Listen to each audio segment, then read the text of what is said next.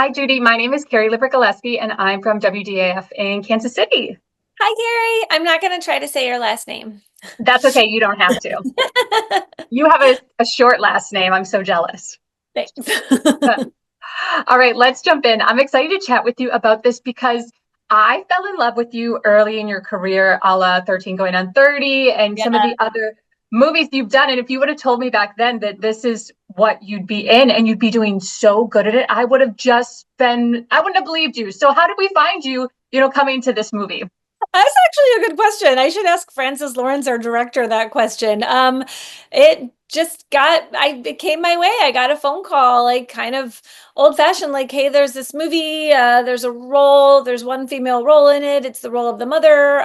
Would you want to read it? Just tell us what you think. I read it. I was blown away. I ordered the book. I met with Francis. I'd already been a fan of his. I loved Cooper Hoffman in his previous work. And then Stephen King, come on.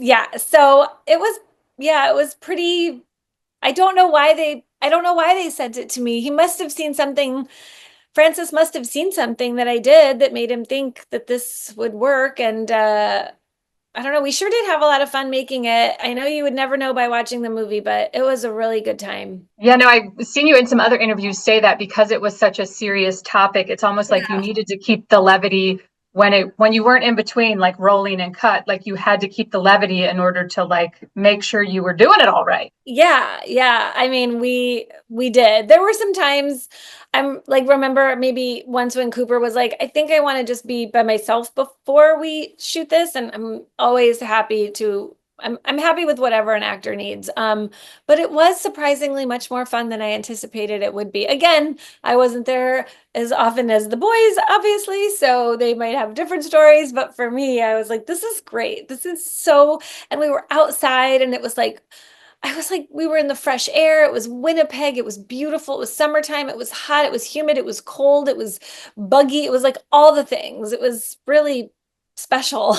I feel like this movie now more than ever really represents like the natural human tendency for connection. I mean, I feel that's a natural human tendency. I feel it should be, but Ray and Peter really supposed to kind of root against each other, but amongst it all, they have this camaraderie and this love that they find for one another and caring for one another. What do you hope that people take away from this? I guess you said it perfectly. I would love for people to see this movie and walk away. I mean, maybe initially they'll be like, whoa. But I think, like, for me, the feeling that settled into my bones was like that. It was like the human spirit. It was about connection. It was about grace, and it was about love and hope. Yeah, and something we all need now more than ever. I also want to go back to Stephen King because this was like one of the first books that he wrote, and It is the first book he ever wrote.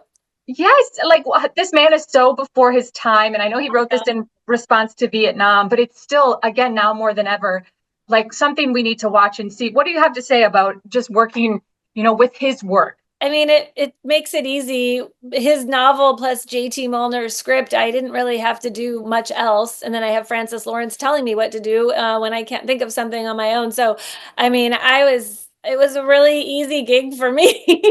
But I think what's interesting, something that you said is the first time I've heard it. You know, we were talking about hope and human spirit, but like that's why Stephen King's books work so well, is because this book that he wrote in 1969, which was actually published in 79, but he wrote it in 1969. And to think that we are making this movie today in 2025 tells you how universal the ideas and the relationships, the characters, the concepts are that he writes about. You know, they are they kind of work in all time periods. They work no matter what the backdrop is. Yeah, I couldn't agree more. Judy, it's a pleasure to see your career evolve. Like I said, I've been watching you for so long, and it's an honor to speak with you today. Thank you. Thanks, Carrie.